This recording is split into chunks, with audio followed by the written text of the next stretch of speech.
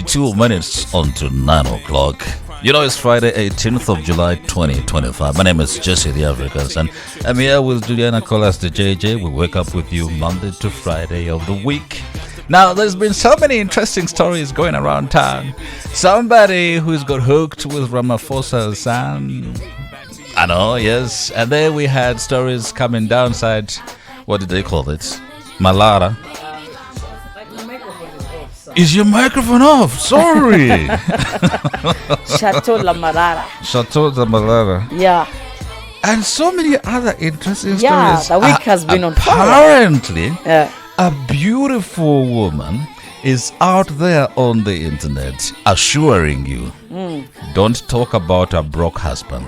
He's my broke husband. I showed him to you. I did not tell you to own him. Whether he comes on a bicycle, whether he comes on a she really expressed herself. She said whether he flies a plane, whether he walks, he's my man. Comes on a wheelbarrow. Guys, if It's you have so a woman good. who defends you to that level, that woman is for keeps. The woman is goals. That is goals. It's Couple rare. goals It's indeed. rare to find beautiful women who will defend a man to that point. But also, what are you doing talking about someone's husband? So I'm expanding my search. Please go on. Because why is the internet don't talking settle too early.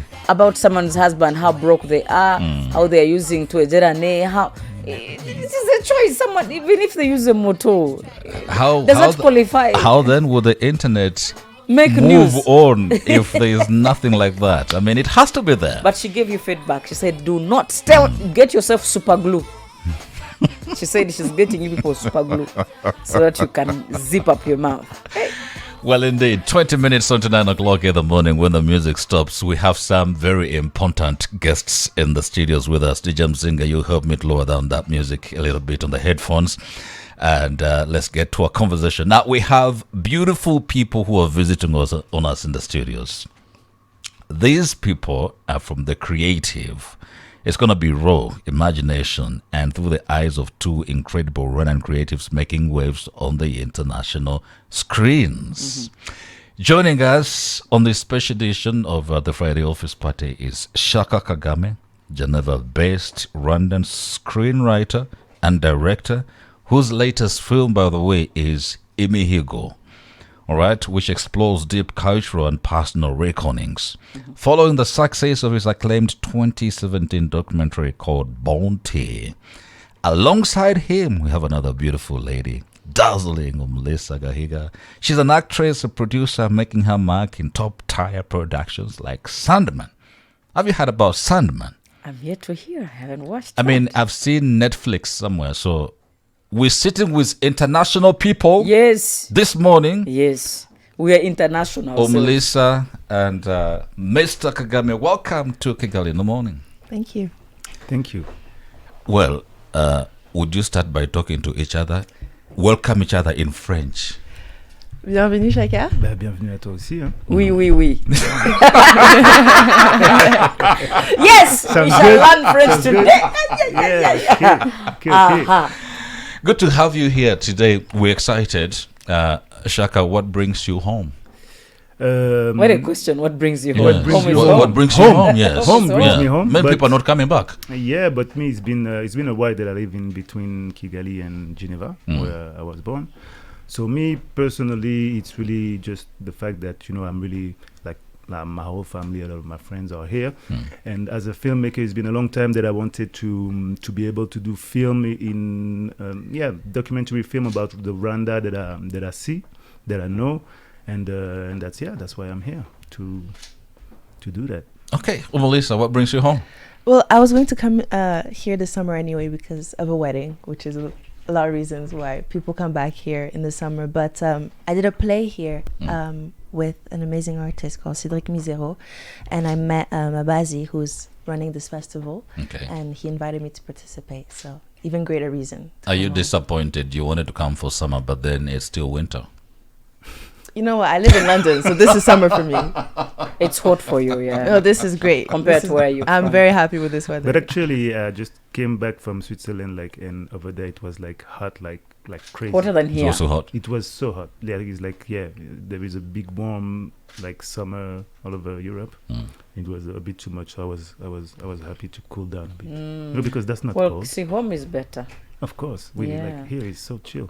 Yeah, you people who are in between countries, I mean, home and the other side of the world, as we here, keeping the country for you. I mean, how do you find Rwanda lately?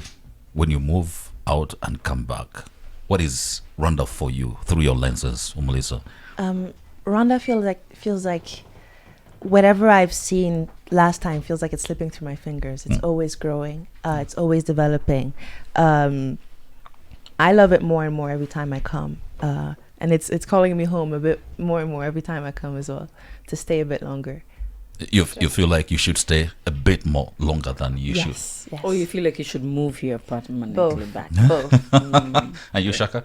But like me, like it's been like let's say 5 years that I'm really like 50-50, and since last December I'm based here. So yeah, it's what she said. You know, when you grew up like in Europe, you grew up in a society you don't see what you get to witness when you're in Rwanda. Like, I mean, you know, like the road, like you every day you took a road that wasn't there maybe last year. So it's something really special actually to witness in a lifetime. So basically it's really that, to go back. But actually right now I'm doing too many back and forth to really witness in the same way. But even in 2 months you can see some change when you came back. That's crazy. So as a filmmaker, I've always wondered what goes on in the mind of filmmakers. Do you have a lot of imagination than we do? Because, or do you write these films out of experience, or it's just the books or it's just fiction? Actually, me, I don't do fiction for now. I only do documentaries. Okay. So maybe I'm not that much of an imaginary person. No, I don't know. But the thing is that it's more like when like first of all, I tend to see and to do an investigation about what I want to talk about. But the kind of documentary that I do is like what we call immersion documentaries. I don't do interviews. I don't do voiceover. It's really following people in their everyday life and get to do a movie and show things in their everyday life. That's what is interesting for me. Let me check with Lisa. Normally, it is said of us here in Rwanda that we are not so expressive, that we are so reserved and quiet. I would imagine when you are in the movie industry, you are required to pull off so many expressions, right? And to bring your authentic self out. How do you imagine yourself doing that? And how have you been able to do it? I mean, it's like you said, I had to not unlearn, but I had to let some things aside from my upbringing, my Rwandan upbringing. You have to let yourself be ridiculous. And that's what I did in my training. You have to let yourself look like a clown, be extremely physical, kind of go to the extreme so that I can come to a middle that's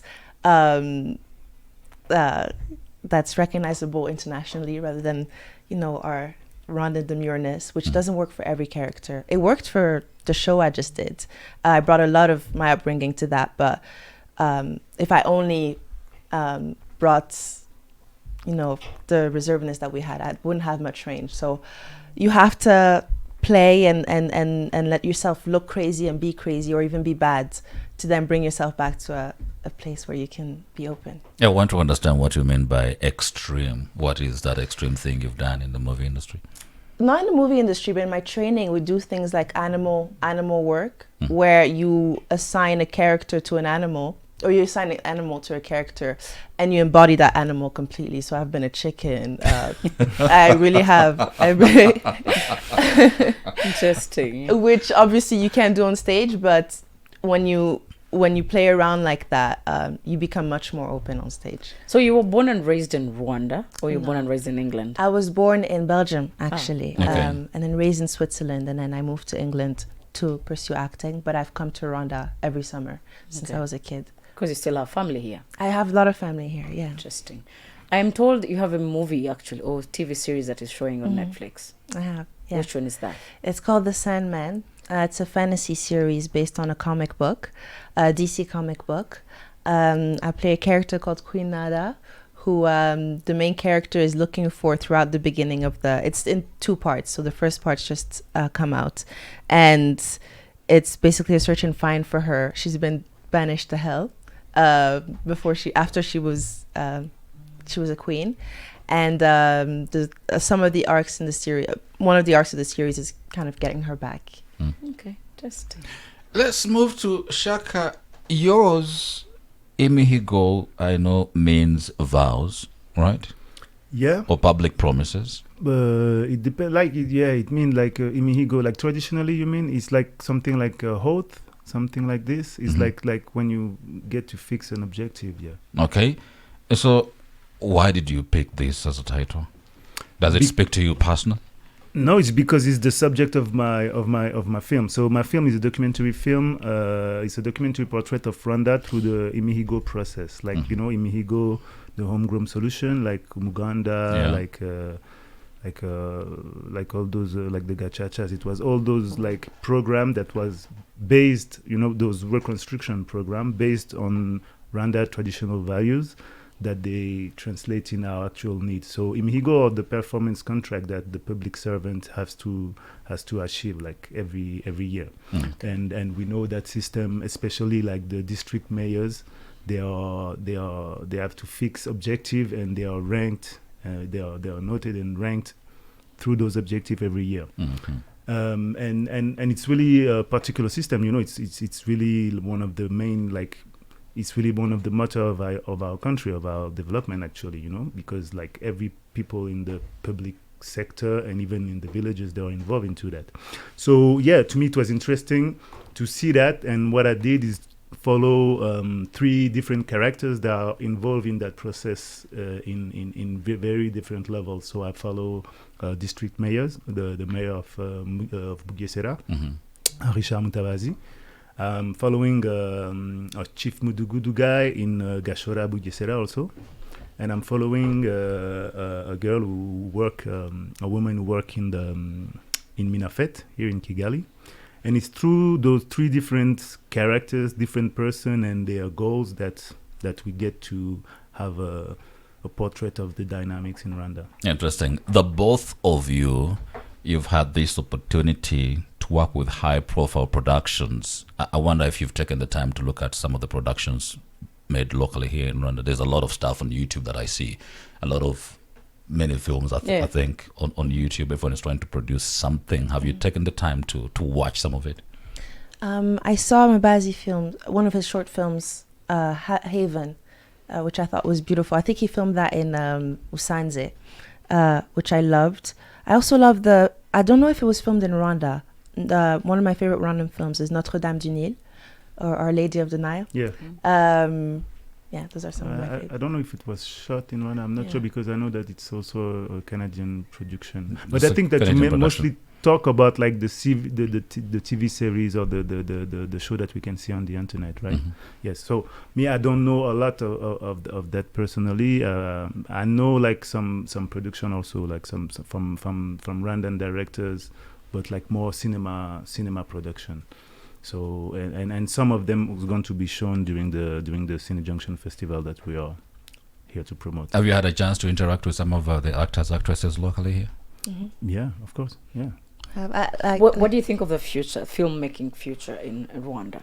I think there's so much potential. Like I said, I did a play/film last month, and I met a lot of Rwandan talent and Rwandan artists, and I was blown away because the way they see theater and the way they see storytelling is completely different than what they do in the West. Different in a good way as well, and very original. And I think it'd be so appreciated internationally, just if we can get more recognition through festivals like Kigali Cinema. Yeah, and I think it's like everything is like what we have. We have a lot of stories, but like we lack infrastructure. We lack also like maybe also a culture of cinema. When we talk about cinema, because you have like series, I think that is good that people are able to tell stories, because we are storytellers. That's our culture. But like when we talk about cinema, like it requires a lot of different like infrastructure, production, and knowledge. So even the festival that we are doing, it's the goal is to be able to show like different film, to be able to be in cinema actually, like to go to see a movie. I don't know, what was the last time that you went to see a movie in cinema? Recently? There was a cinema at BK. There was a show actually. like At more the big of a- arena. At the big arena. The production. Yeah. Yeah, That's you go to a different. stadium. Yeah. Oh, it's to like a go- live so it's like stage a cinema. performance. On Just to a stage, cinema. live. No, just to go to see a movie on screen, like with other people Okay, around yeah. you. So we like there is few cinemas. So some of them are, like the festival. We're going to show films in Cinemayaka in Birgyogo, which like one of the It's oldest. going to be in Biryogo.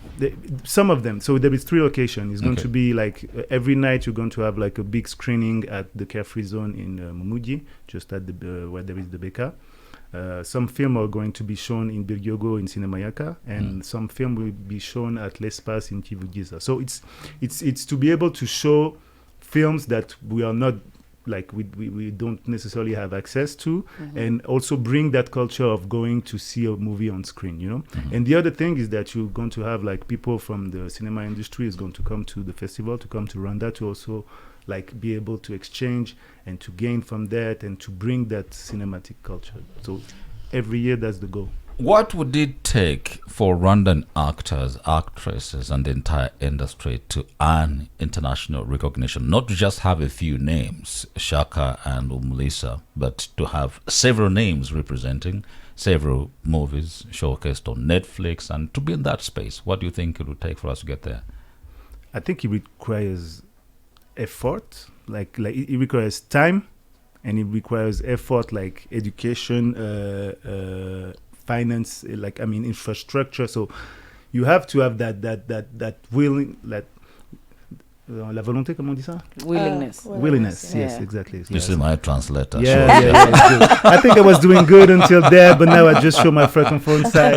I'm so disappointed It's about all right. myself. No, It's but all like, right. yeah, you have to show the willingness to really do something on, like to create a culture. It takes time. It takes time. So I think that right now, it's the first generation, let's say, of Rwandan director who talk about Rwanda, because like when you talk about like international production, we're like talking about Rwanda since Les Mines du Roi Salomon, I don't know, like a lot of films. It's always, has always been seen through the eyes of others. So it's the first generation who was like, okay, we want to talk about us directly. And it requires time, it requires a lot of work, and it requires also like infrastructure and investments into that. I'd like to pick on Lisa's perspective. What do you think it would take? I also think it requires versatility. I think if you can't find work as an actor, you should start writing and you should start looking into directing. Again, you need infrastructure for things like that. But you also don't need a huge budget to make a film. You can make a film on your phone. So I think rather than wait until, I'll wait until I get on Netflix, or I'll wait until I can get there. It takes steps and it takes time to get there. So I think be willing to start small, be willing to be bad as well, be willing to try. And like you said, be willing to work. Do you think language would get us to the international scene? For instance, if we did act movies in Kenya, Rwanda, would they earn that recognition? Yes, I think a lot of foreign language films gain recognition internationally. I think people are willing to read subtitles if it's for a good story. I think Korean cinema is huge worldwide now. But maybe because they have a huge population, so the local consumption could as well, play a part in it. I see what you mean, but I don't think the language is the problem here, because Korea is very big, but the whole world is watching their content because it's good. And I think same with African films as well. Nollywood. Nollywood, Yeah, yes. I mean, they're selling all over the world. 100%. We don't understand most of the language, but we actually watch. Yeah, Exactly. yeah. Yeah. What is that one thing you think every Rwandan actor should know before they even try to get to a place of wanting to be recognized internationally? What they should know. I think for me it was be willing to look ridiculous. That's what you need to be willing to do if you're going to be an actor. And be willing to step outside of your comfort zone, because being an actor is just not about the fame that you get for it, which you might not get, because it's a hard job and it can take years or nothing at all. You have to be willing to love it to do it. Know that you have to be extremely resilient and comfortable with rejection, comfortable with no. And again, develop your own skills. If you wanna see yourself on screen, put yourself on screen. Shaka has done Imihigo. Within your bio, I don't see anything local that you have done. It's not out yet. If you were to act a movie about Rwanda, what would it be about? My grandmother. What about your grandmother? I don't want to say too much. Yeah, because I'm in the process of writing it. But I think we all know. I think we all have family or, older people or adults in our family or older people in our family who have incredible stories that they tell you really quite casually, and you're like, oh, this is a movie. So it would be about her. I clearly see your grandmother's script in. Sorry? I see your grandmother's script. I literally see you having it in the mind. I have like it. You're I about have to bring it to life. in mind and in writing as well. So I'll keep it at that for now. Interesting.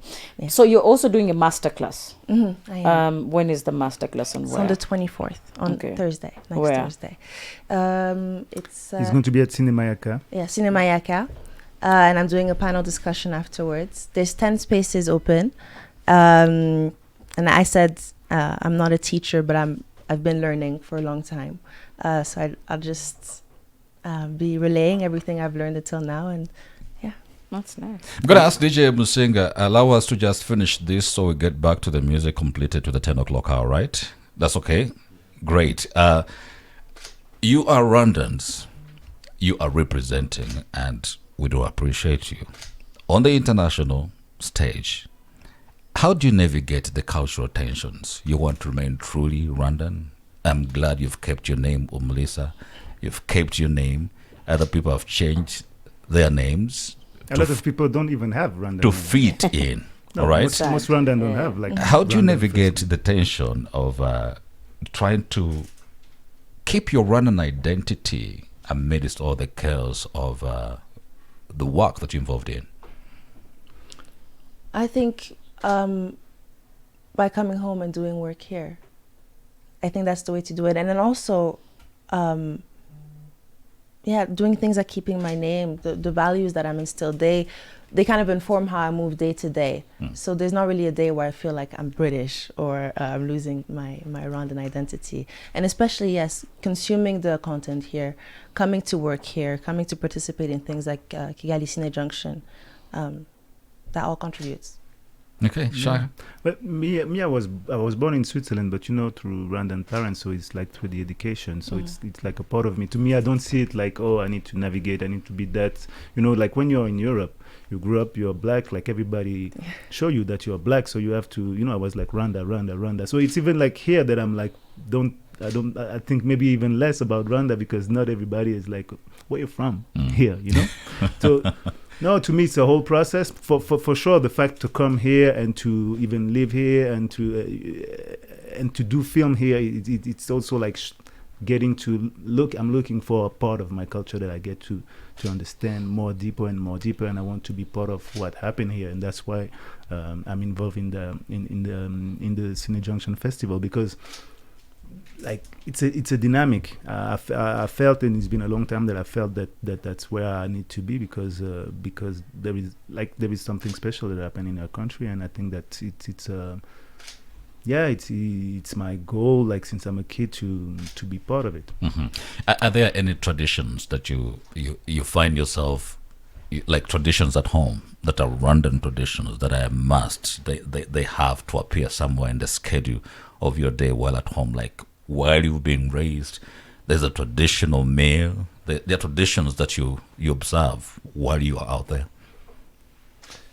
To me, it's more so values than traditions that relate, like kuihangana and things like that. Kuihangana. Yeah, kuihangana. Sorry, I don't speak. Is that what your parents told you when you're growing up? All the Like, time, all the kuihangana? time. Infura, things that are quite innate to Rwandans, I think. That stay with me at all times. So it's not necessarily. Then I'm connected to the culture that I know traditional Rwandan dancing. So you can do that dance? I can do all of that. Oh, nice. When sometimes. It's quite funny, like in like also in Switzerland, even us, we learn like so my Kenyan Rwanda is not great, but I learned how to dance as a kid. That's what is strange. Like when I came back here, my family was like, what I thought that every Rwandans know how to dance in holiday dance when I was a kid. And when I came here, I didn't speak in Rwanda and I was able to dance. My cousin was like, what is that? They didn't get it. So it's interesting. It's also because like our parents, they were refugees for so many years since, so like that the dance and to get us to understand. And we kind of grew up in an obsession of the Rwandan culture, you know, back in the days, you know, especially when we didn't have a country. So it's also part of that. It's like something that since we were a kid, we were like always saying, exactly. Interesting. If Netflix gave you both a blank check tomorrow, I'm gone. What do you mean? What do you mean you're gone? No, I'm joking. You talk about a check, you know, like, okay. what story would you tell? Where would you shoot it? And who is your dream cast? I would tell my grandmother's story, and I would film it here in Rwanda. My dream cast. I don't want to say it. I want to meet more Rwandan actors because I would want them to be Rwandan. The ones you've met so far. From the ones I've met so far, I'm an incredible actor called. No, I'm not gonna say it. You know, okay. I'm not gonna say it. Shaka? It's a very good question, actually. I never really thought about it. I think that, but like I say, I don't do fiction movie yet, but I have like ideas in my mind. I think I would do something that I will do a film in Rwanda that happened in the probably like around the 1940s, 1950s, you know, those years where we were still like in the ancient Rwanda in a way, like the kingdom, but also colonialism. And also we started to be part of the world internationally, and I heard about stories how like the World War II impact Rwanda. I know that it was a big famine, comment on dit, famine? Starvation. You know, where starvation, big starvation time for Famine, some yes. exactly Yeah. for some reason at some point. So I will dig into that because I think that those kind of moments are pivotal, and I'm fascinating because it's times that I didn't get to see on screen unless in Les Mines du Roi Salomon, for example, it was really like cliche at the time, you know. So from our own perspective, I will be fascinating about it, and I really need to think about the cast. You need to give me like 3 more months, and I just want to I could be one of your cast members. Yeah, maybe. Yeah. For I sure. could as We well. need to do, yeah, exactly. Melissa Let's do that. And just to finish, Yes. so the Kigali Cine Junction Festival that we're talking about, it happened from the 23rd to the 27th of July. So next week from Wednesday to Sunday.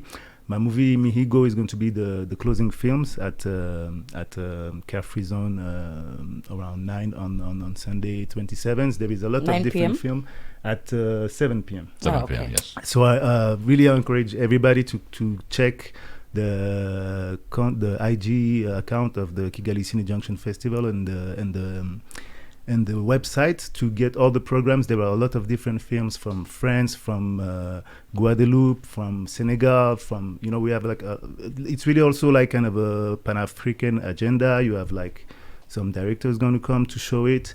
And on Thursday, there is a diaspora panel that's going to happen in L'Espace in Kivugiza with Murisa, with Marie Mouiza Doutier, which is like a choreographer and a dancer, with like a podcast session with Amelia Umuhire. So it's also like different people from the diaspora who come to show their work. So, and you're also going to have like different premiere, like the film of Mbabazi Shalangabo is going to be also screened on the Sunday 27th of July. So a lot of different things. Come and check. You're welcome. All this is happening for free. Or people No, paying the not fee? not everything is free. You have like you have a few for it depends of the program, but most of the film are Melissa's panel, is it? You said you have only 10 spots open, Only 10 spots. open to the public. Yes. So what does someone have to do to actually? You can apply. Check the Kigali Cine Junction Instagram.